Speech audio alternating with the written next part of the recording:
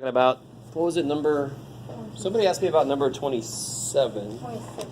Somebody asked me about number 26, so I don't know, what did I assign? Doesn't matter. I guess 27 is the official one I assigned. But in the online homework, doesn't match up perfectly because the online homework doesn't give me everything as an option. So I just have to take the next closest thing if they don't give it to me as an option. So it doesn't really matter. In general, how do I, if y equals, let's say, doesn't matter, Jeff, tangent x times the integral from -8 to x, it doesn't matter, Jeff. It doesn't matter, Jeff, okay? T squared, natural log of t dt. All right. Take the derivative of that. You guys can't see all the reactions I can. Some eyebrows went up like, that's not going to happen right now. Anybody tell me what's a fundamental, and you don't know what's going to come next, the fundamental rule I want to use? Fundamental Theorem of No. Calculus, Part 1. No. Part 1, yeah. Huh? Product rule, I like it. There you go. It's a function of x times a function of x. And now, in that, I want to use f-talk, Fundamental Theorem of Calculus. Do you remember how f-talk works? Is this the correct form to apply it? I don't remember. It's got to be, I love some of you guys like, who the shit knows? Well, all right, you better freaking figure out. It's got to be from a constant to x. In the inside, it's got to be a dummy variable in there. That's why it is a function of x. It's the area up until x, so it's a function of x. So the derivative would be secant squared, integral -8 to x, t squared ln. I mean, this guy gets turned first. Plus tangent x times, now how do I take this guy's derivative?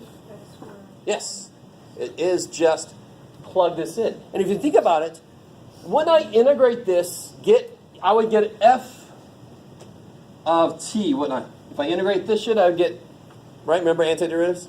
And then I would plug an x in it, and then I would plug a -8 in it. Well, the f of x is a function of x minus f of -8 would be a number, right? And then when I take its derivative, I get the derivative of big ass f of x. Well, that's just going to be this thing evaluated at x. And what's the derivative of this piece? 0. That's why this constant doesn't matter what the hell it is.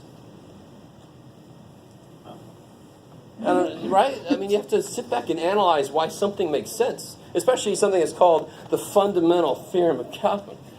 Sounds like you should really kind of understand it, right? Theoretically, yes. So, yeah, so this will be x squared, natural log of x. And so if there was a problem with y prime minus tangent y, whatever, you just throw y in there, you throw y prime, just like this. Don't try to integrate this. The ones I gave you in the homework, there's a reason they're not integrated. Right? More than likely because they can't be. So then don't try to. That's not a part of the problem. The problem didn't say integrate. The problem said differentiate. It said verify this differential equation. Are you guys with me? There are examples like this showing you if they have something defined integrally, defined with integrals, how to handle that. Okay. Does this sound familiar, this idea? The fundamental theorem? And again, you probably want to look it up. It's going to come up a couple times. Is that cool? So there was a couple of people came to my office, and I promised I would go over it in here. The people that asked that question, is that cool? Yes? Can't remember who else was it. You want to remain anonymous, okay. Anything else from homework stuff?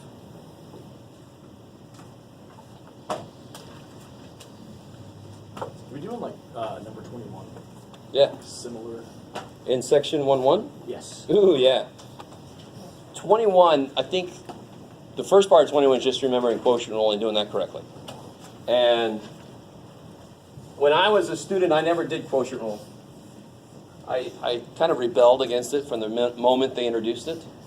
Now I'm okay with it because it actually just makes some things easier. But I would always, if I had f of x over g of x, and I'd take h prime, I would just, some of you guys might do this. than product rule with chain rule. And really, that explains why it's f prime g minus fg prime, because the g's got a -1 power on it. So, of course, that piece is going to be minus when you take its derivative. And there's some stupid-ass song. I don't know if you guys know it, and you all love it. Oh, it's the best thing. Stupid. What's my song with this? Top first. And that's it. That's my song. Top first. That's it. That's the song. That's really it. Right. But if you love your song, sing your song and have fun. But it really is product rule with the twist. I mean, what is 1 over g? It makes sense. It's 1 over g squared. It's kind of like the derivative of 1 over x in a way, right? So, I mean, the rest of it makes sense. If you like your low, d, high, whatever the hell. But to me, I always hated it because it made sense both ways so that I turned it. So it didn't really help me remember shit. Anyway, sorry. My personal philosophy is the more songs you use to do stuff, the less connected you are to the ideas. Does that make sense? And the less connected you are to the ideas, the less connections you can make when you learn new ideas. So it's kind of, some of it's all right, but some of it takes you away from it a bit. And then you can't make the connections. Okay. So I don't know if that helps you specifically. If you have a piece of that, so number one piece is remembering quotient rule correctly. And the second thing is simplifying one side so it looks like the other side. Once you get all the derivatives done. Okay. So we're going to, like, for the p equals c1 times e raised to t over 1 over blah, blah, blah. That's the one that we're going to be deriving? Yeah, because what's the equation say it needs? What's the first thing in the differential equation? What's the very first thing? What's the d? Oh, you're like, I don't know. Shit. In my book. It says this here. I wrote down the numbers, but... So it's asking you to figure out dp dt. How do you verify this is true? Well, if they give you a p function, well, you take dp dt. Why? Because it needs it. Okay. If there was a d squared p dt squared, you would take a second derivative because it needs it. You have to substitute for every variable, right? And now we're looking at this as kind of like its own variable. Functions are now variables in a sense for us. Okay, cool. Thanks. But I mean, mostly it's the quotient rule being applied directly and simplifying this when you plug it in. Okay. That's I'm guessing I'm going to get like a really ugly... semi-ugly. Yeah, you have to be careful how you take care of this. This kind of guides you, though. It does. It kind of gives you a direction to move in. We'll see. If nobody else has a question about that, I'm not going to say any more, because then I'm like, did anybody else try it? Yes? Yeah. You did okay? I think so. Came okay.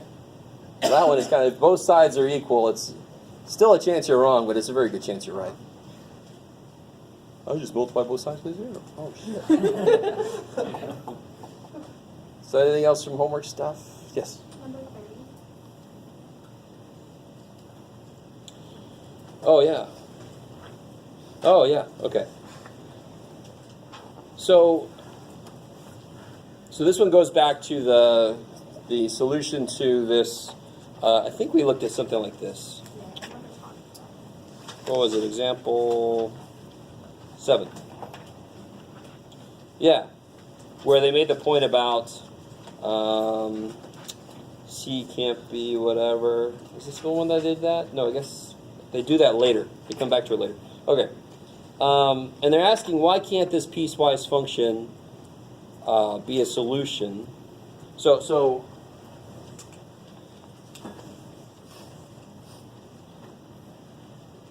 if you don't have your book, I can take this away too. They give you y equals square root of 25 minus x squared. Y equals negative square root of 25 minus x squared. Solutions to, where do we go? dy dx equals negative x over y on the interval negative 5 to 5.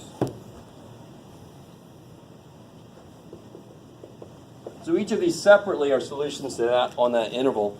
Why couldn't the piecewise, and I think they define it negative 5 to 0.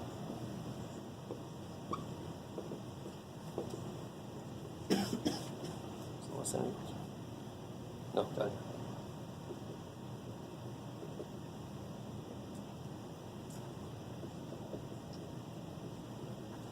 Right. Yep. So why can't that be a solution? It's not. So that one turns out to not be a solution of this. So this is the problem here. It's the DE that has to be solved. That is a solution on this. That is a solution on this. Why can't this kind of some of this and some of that be a solution to this? We have to go back to where they define what it takes to be a solution to a DE. This kind of makes sense. Right? Has anyone tried this problem yet? Think they have? Have you guys thought about this problem yet? This is number 30. Because it's discontinuous? Yeah, I mean, that's one thing to check out, for sure. Where would it be discontinuous? I think at 0, it jumps. Yeah, 0 would be the problem spot, right? And sure enough, at 0, this is 5. And at 0, this is negative 5. And I mean, if you think back to when you first started working with piecewise, 176, pre-calculus, what was almost always that you were checking? The transition, right? I mean, that's the only place normally where something could happen. Something bad. Normally these are continuous on the domain and all that kind of crap. So where's the only place there could be a problem? At the transition point. So that's the first place you check. And if that isn't it, you go, oh shit, maybe it's something with the, shit, what else could it be? Yes? I thought that piecewise functions in general couldn't be solutions to differential equations. That's just Oh no, they can be. Okay. Definitely. Yes. Good. They do talk about piecewise, don't they? Huh? There it is. Yes, there you go. And you can see why. I mean, they actually match up at the transition point, right? If you try to graph this thing, you can take a look at what it's going to look like. Right? I mean,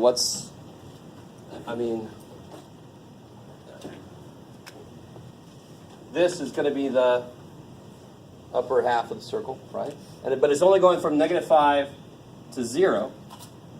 And then the lower half of the circle starts over at 0, right? And then, I mean, that's a problem, right? It's like, well, there's your problem. Right? Nobody can do that. Yeah. Which one? Yeah. Right? You don't have to build a bridge, just warp to the other side. Instantaneous. Dragon Ball Z? No? No? There we go. Some? Okay. The rest of you guys are like, oh my god. Come on, you should expect that here. Come on. All right, does that make sense? I mean, that's simpler than it sounds when you first read through it. I didn't necessarily want to give it all the way away, but that's the first place you look with a piecewise. Is there a problem at the transition point? Okay, anything else from homework stuff? Okay. So today I'm gonna go through. I think there's one thing left from 1-2 I got to talk about. It's kind of an important one.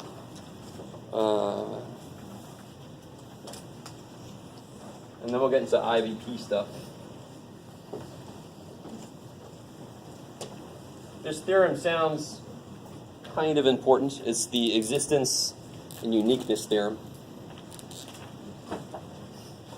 So this is theorem 121. This is on bottom page 17.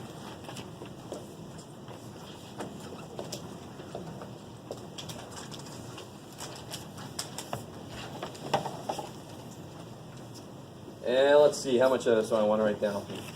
So let R be rectangular region in the xy plane.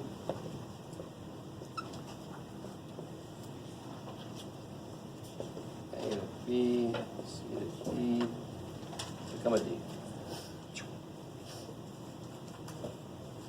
Let it go, Jeff. It's all right. X is defined A to B, Y is defined C to D. And this is referring to given dy dx equal f of x, y, subject to,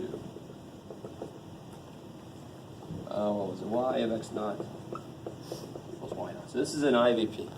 This is kind of nice because it's going to transition us right into the IVP section.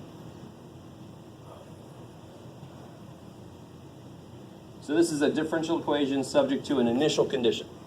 So you did this in 180, where you could solve for C. You have to be told some kind of information. And that's going to come into play here later also, why that plus C is necessary in 180. We're going to remember why that's true, because it's going to help us figure something out in here. What did I leave out? Yeah, okay. I feel like I left something out. Blah, blah, blah. Oh. If f and the partial of f with respect to y are continuous on some interval, on the whole region, and there exists some interval. You guys ever seen that symbol? Yeah. Like on an eye chart, the eye thing. There exists some interval.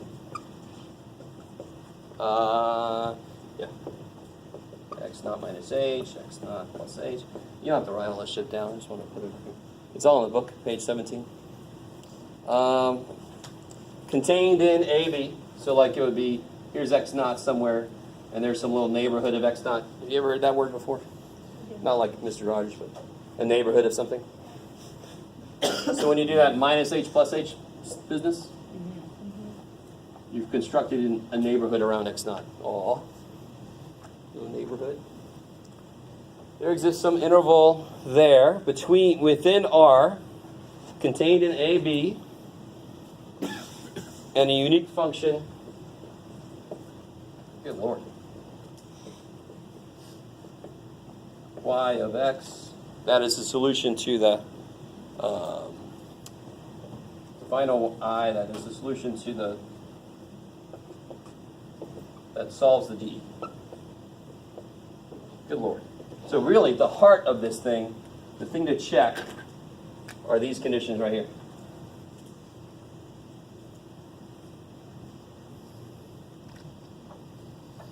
So if you're given some differential equation, we're looking right now at a first order linear, maybe linear, we don't know, but a first order differential equation. If I check out, so for example, it could be dy dx equals, let's see, what did we do last time? We did y prime equals y, right? That's one example of this. Dy dx equals, what, Jeff? X minus y squared, whatever, right? So this would be your f here, right? We're actually going to analyze this a little deeper today. Way deeper than you want to, but too bad. I just want to make sure you guys understand this. Dy dx equals fill in the blank, some function of x and y. So what could it be? Any function of x and y you want, you keep going. So for these two examples, f is definitely continuous, basically everywhere. So my R could be the entire xy plane for these two, right? You can make functions that have problems somewhere, so you have to define it to not include the problem. Like if I made y over x, I just can't have R include 0, right? So it could be, the region could be x greater than 0 and then all y's. That could be my R, is that cool? Or less than 0 and all y's. So for these three, are those conditions true? F is a continuous on the so this is what would be the R's? It would be R here would be negative infinity, right? Cool. Negative infinity. The only one that would need a restriction is this guy. So just to put something down, let's say maybe for the x it would be 0 to infinity, and for the y it would be negative infinity to infinity. Is that decent? Okay, I like it. And are the conditions met for these three? Yeah, I made some nice ones, right? That's continuous on the R. And what's partial of f with respect to y here? Yeah, what's partial of f with respect to y? 1. Partials are just assuming x is a constant in this case because I'm treating the y as the only variable. What's df dy here? Negative 2y. And then what's df dy here? 1 over x.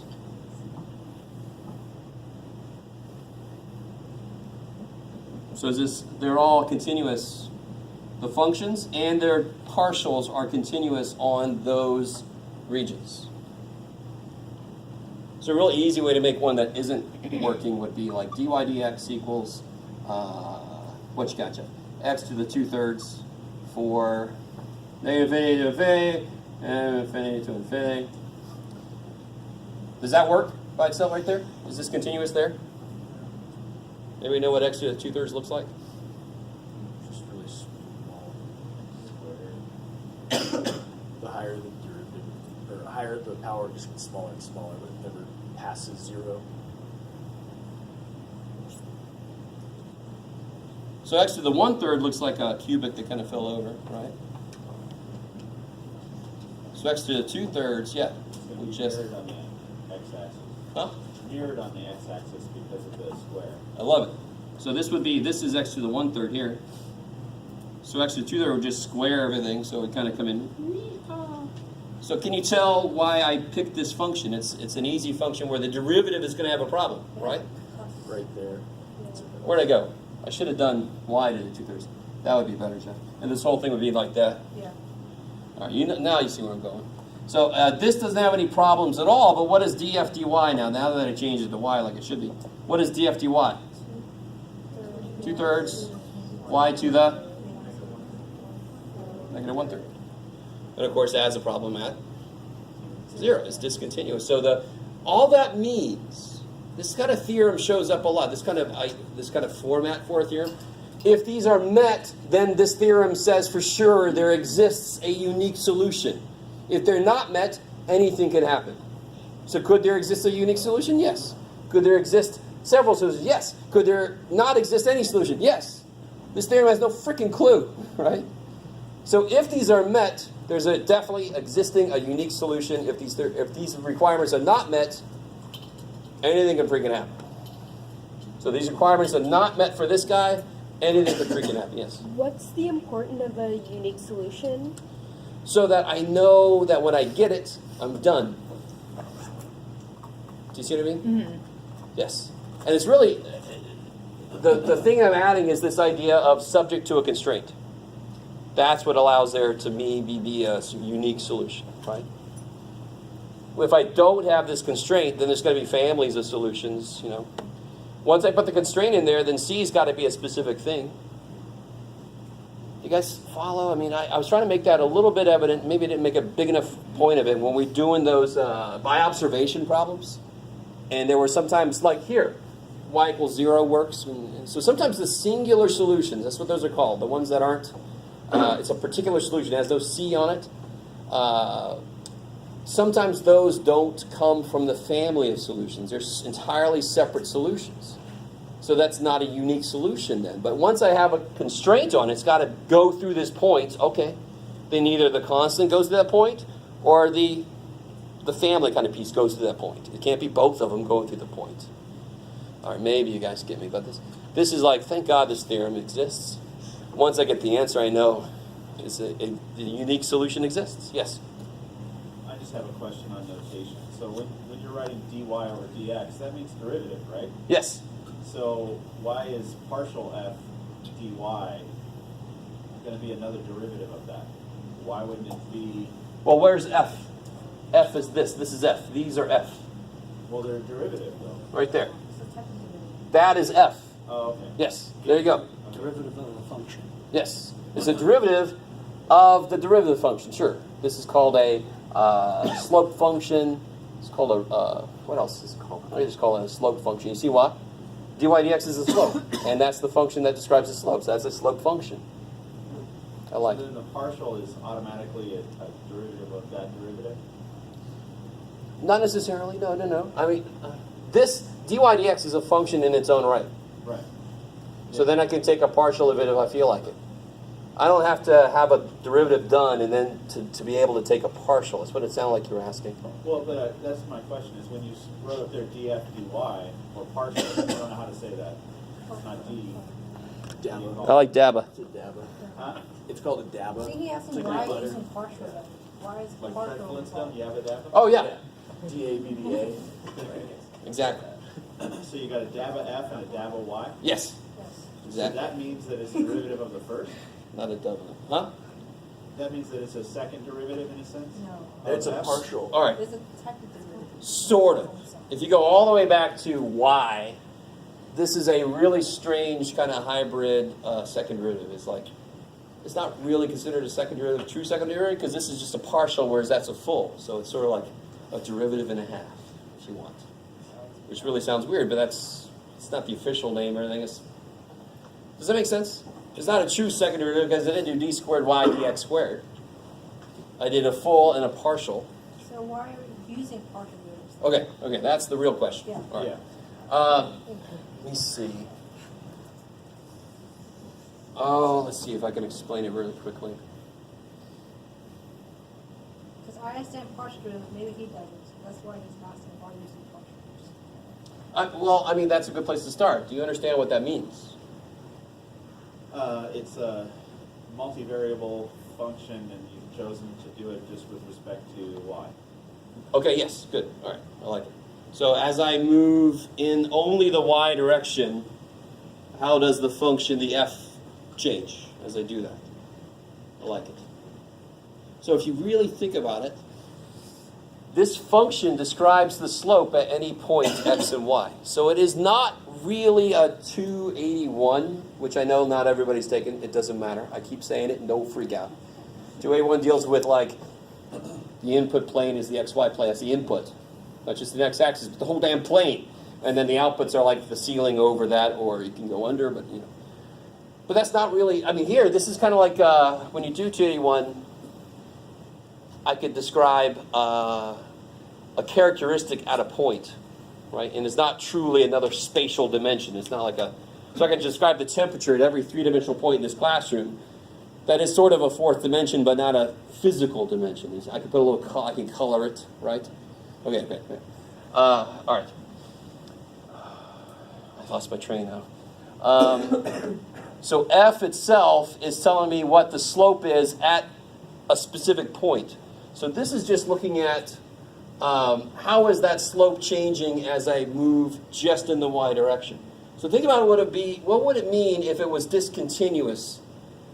In this case, it's discontinuous at 0, meaning the slope becomes, in fact, I took the picture away, didn't I? But what happens to the slope?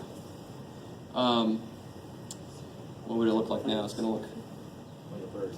yeah, but it's going to be, Sideways. well, let's see. This is going to be, all right. How do I want to do this? The slope gets arbitrarily close to the point without ever touching it. Yeah, in the y direction, this gets infinite in some way, right? Because this is telling me that it's infinite at 0 for y equals 0. Right? So all along the x-axis somehow, which is y equals 0, this sucker is discontinuous, right? I don't know if I can fully go into why that... If I can right now fully go into why that leads to this conclusion down there. Let me think. What's a good example? I think I used to have an animation, but I can't remember if that was related to this. What's that? Where'd this thing go? Here we go.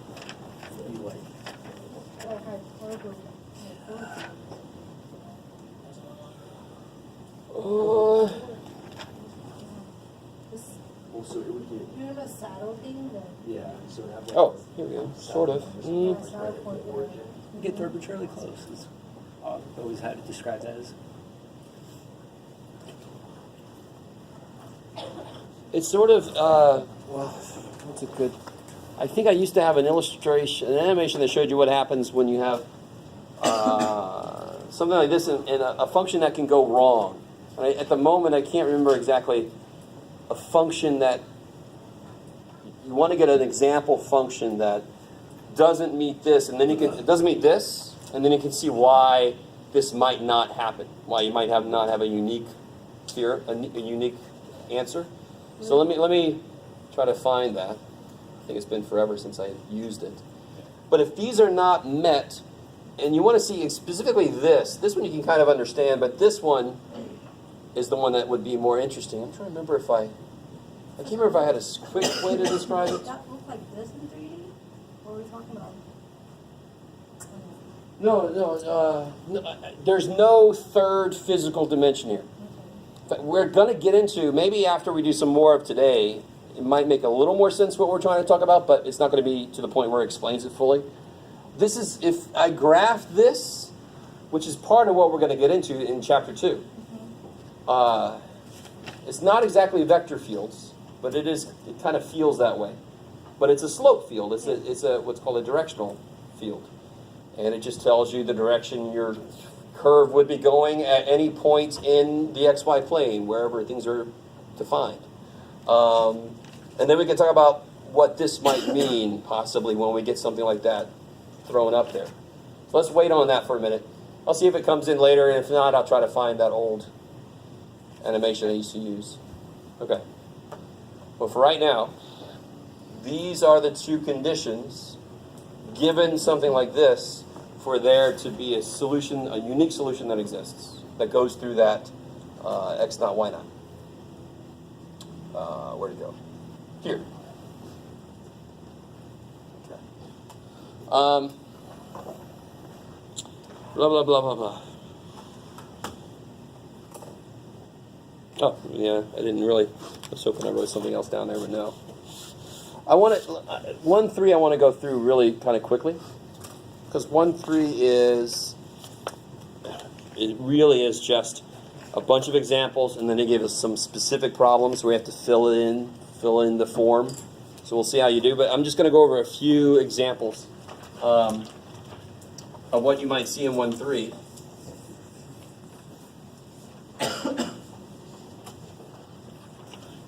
So this theorem relates to initial value problems? Yes. Because it sets up the region in which your x naught, y naught lives. Okay. So it's all about x naught, y naught have to be in there, and the interval that's defined is around the x naught. Okay. Yeah, so it's got to be It's part of the general. So it's how you find the general solution. So, kind of like if you plug this in, it works, and so there could be multiple solutions at that point. general solutions could be, or more commonly That's for what you don't know what's for going on. non-initial value problems, where you don't have an initial value. Yeah. Okay. So there are a couple of. So that's the only thing we need to know from 1.2?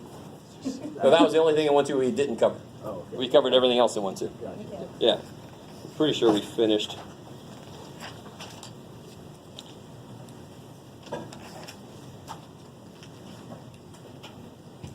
Yeah, let's do an example from 1.2. Let's do that before we leave this.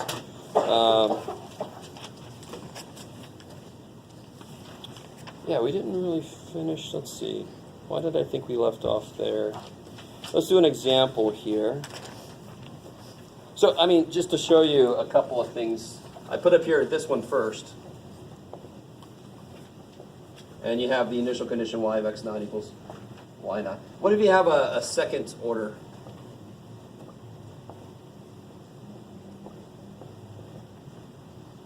What do you think you have to be told for initial conditions? Yeah, you have to know like y prime at x naught, and you have to know y at x naught. Is that how they show it? No, they issue is y1. Yeah. Okay. Depends on what book you use.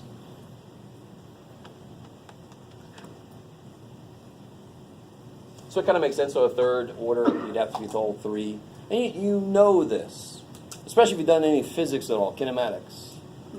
Right? You have to fill in, as you do an interval, go back, you start at acceleration, and you integrate, and then you have to define what c is, and that's related to the initial velocity, and then you integrate, and you have to define what that c is, and that's related to the initial position. So the more derivatives I have to undo, the more information I have to be given to fully get rid of all the c's that come up. I like it. I like it. Does that say x1 y, or is it f of x1? Oh, no, it's a comma. Okay. Yeah. Notice that these are at the same point. The boundary value problem I mentioned would be, and normally when I say boundary value problem, I think about quantum mechanics where you have an atom contained in a box, and the box is from 0 to something. So you have a condition, you have a y of x naught and y of x1. So you have two different inputs. So that's boundary, that makes sense. Boundary value versus initial. The initial x naught, that's the initial thing. You guys with me? So later we are going to talk about BVPs. Mostly we deal with IVPs. And again, it does sound like delirium tremors or something. He is fair on the test. Say again? We will be on the test. BVPs? No, not yet. I can't remember where they come in the book. I think it's later.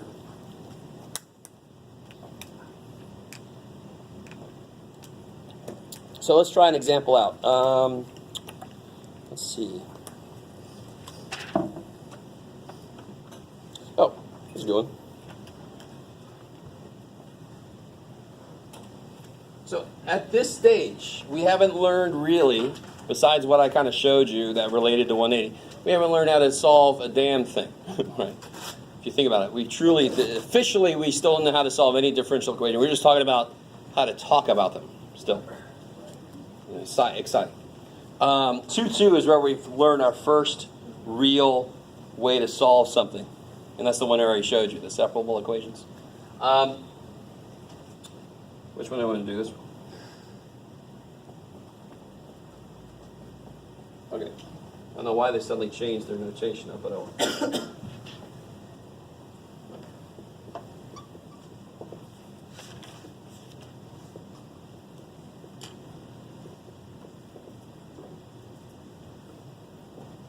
Okay. And they tell us, so here they give us the thing, and then they tell us the solution, or the general solution to this.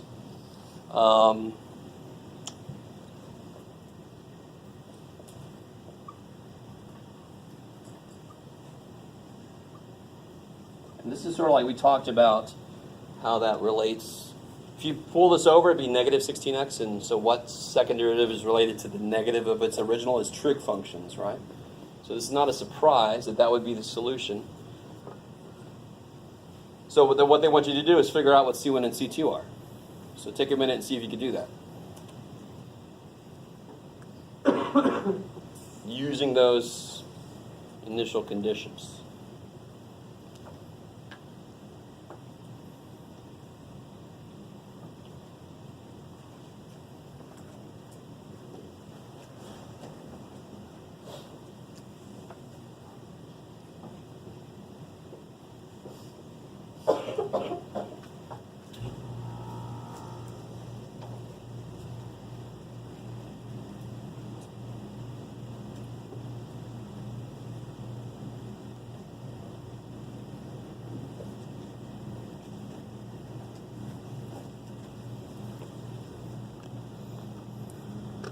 So I don't know, some of you guys might be frustrated that we haven't really hit somewhere where we're going. Some of you guys might be, that's fine.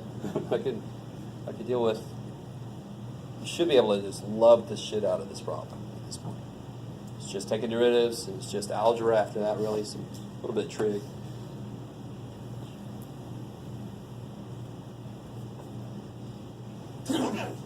Question?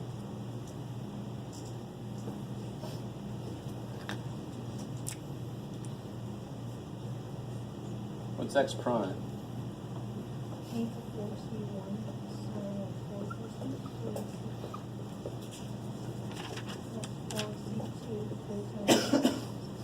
And now you just have to just plug it in, plug pi over 2 in. This is obviously kind of, as you go through it all, you can see this is x as a function of t.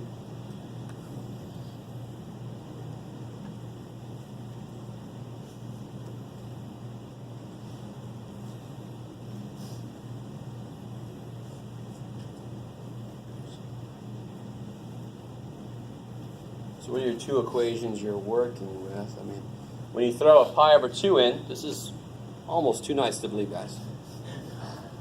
If you don't agree with me, I'm a little worried. 4 times pi over 2 is 2 pi, and that's basically 0, and you should know sine and cosine are freaking 0. So negative 2 equals, what's cosine of 2 pi? 1. So you get C1. And what's sine of 2 pi? 0. All right. So C1 is negative 2.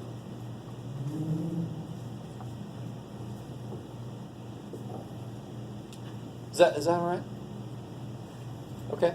Don't get too excited, because when I give you one problem like this, you got some pi's over 3s and some 5 pi over 6s and some shit like that. Thank you, Jeff. Can you do it again? How do you solve this? So when I plug a pi over 2 in, this becomes negative 2. Is that cool? Okay. And then this side becomes what? When I plug a pi over 2 in, that's 2 pi. So cosine of 2 pi is 1. Okay. So that's C1. Sine of 2 pi is 0. So, kabam. What happens to the next guy? When you throw a pi over 2 in, x prime becomes 1. Sine of 2 pi is... In general, you want to throw that C1 in, but this piece dies anyway. Who gives a shit? And then you get 4C2 times cosine of 2 pi is still 1. So I think you get 4C2, right? So C2 is...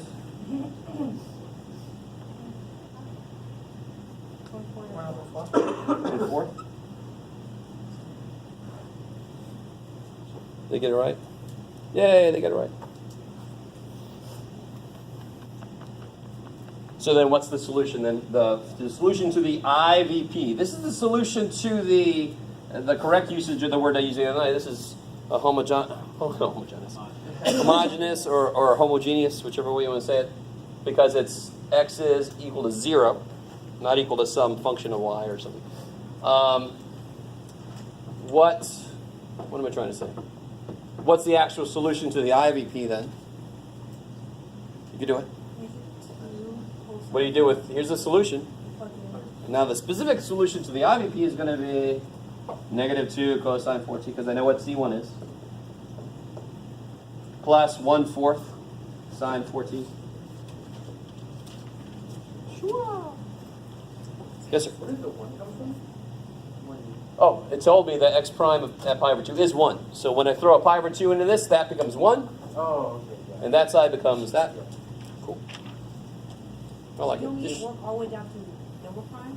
You just need stuff like Yeah, it gives you when you got them down. it only gives me this.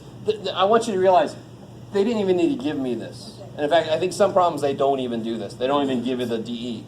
I think they almost always do, to be honest, now that I think about it. But they don't have to. Why? Because they already solved it. Why did I only go to the first derivative? Because my values that I can use only went to the first derivative. Yeah.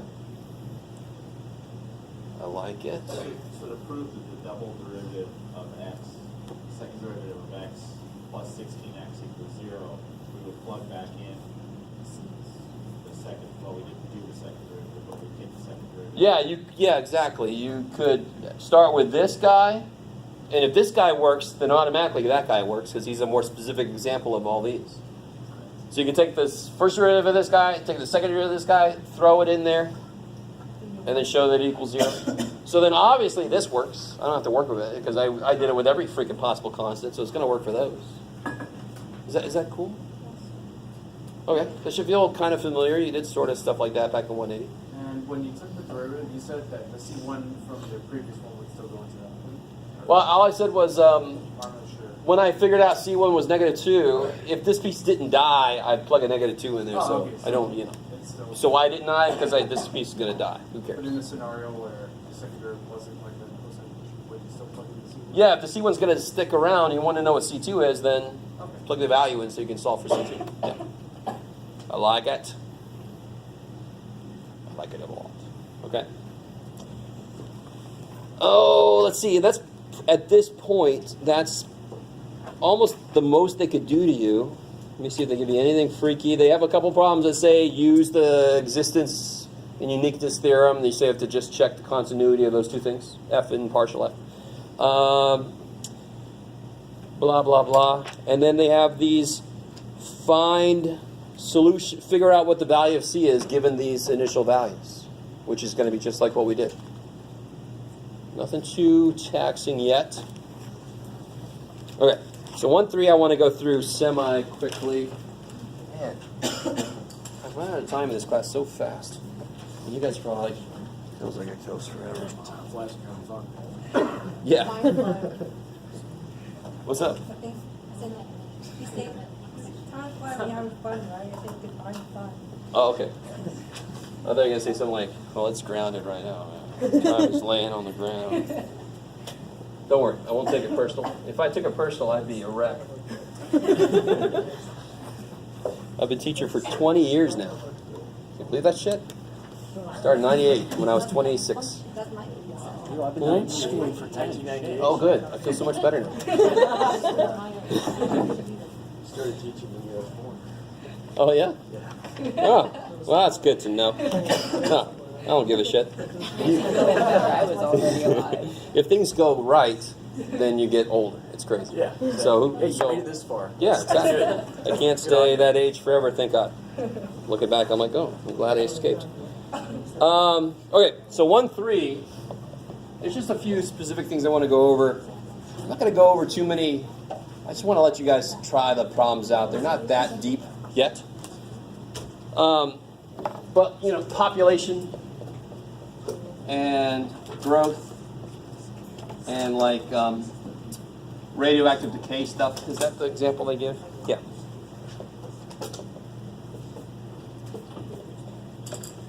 These two actually follow the same general rule. Population growth is directly proportional to the amount that's there at any given time.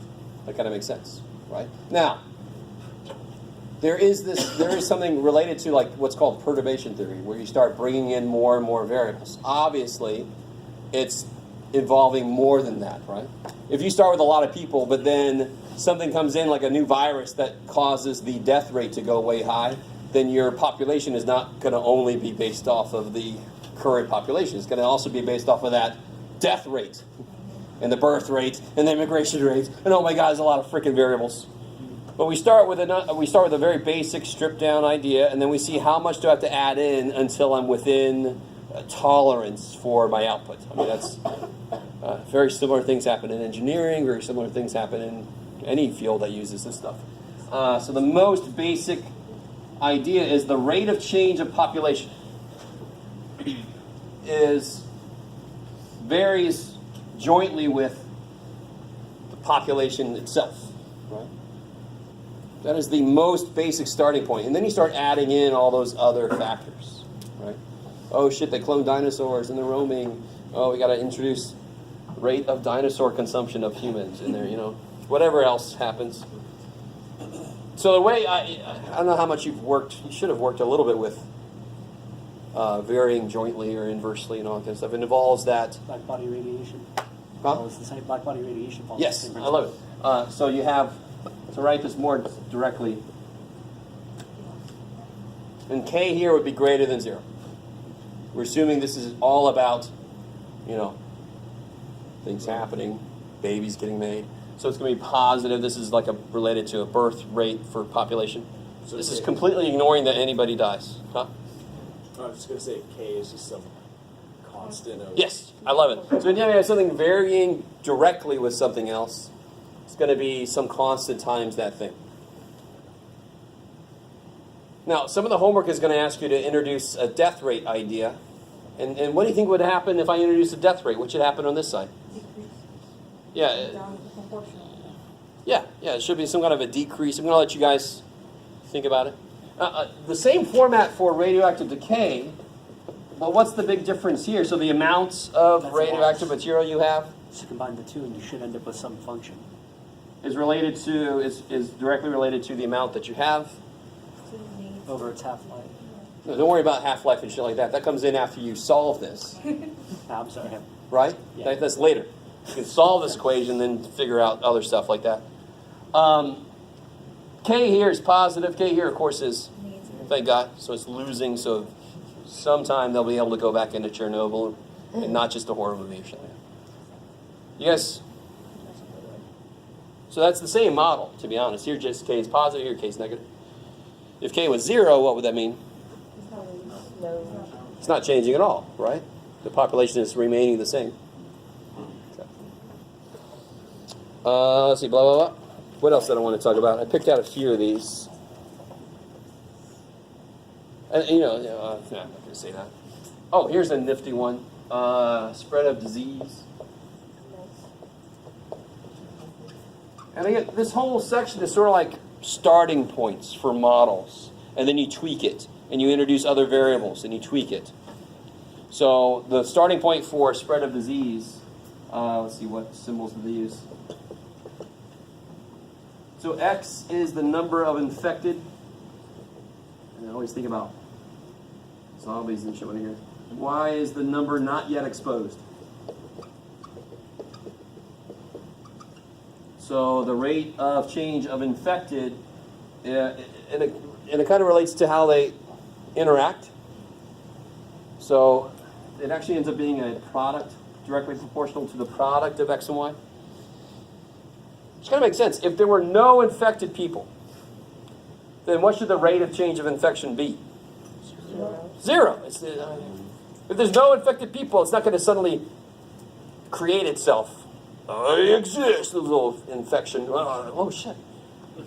Right? The Big Bang of infection. So this, in a way, this makes sense, and there's more behind why this would be the beginning model, but at this moment, we're not concerned about that, really. We're more focused on just the DE. Once you get into whatever specific field you're going into, then you can worry about the idea that goes behind setting up the DE, and then you solve the sucker, right? And you tweak it, and whatever else. So with this, like, how would population density factor in to the equation? I mean. Oh, well, that's another consideration, right? That's not really present here. There are the population density, to me, would fall into that, because if you've got a denser population, there's probably more interaction between X and Y. So it's kind of already taken. And that some of that would be included in this. Now, there's a point where you go, fudge factor, that can't explain everything in the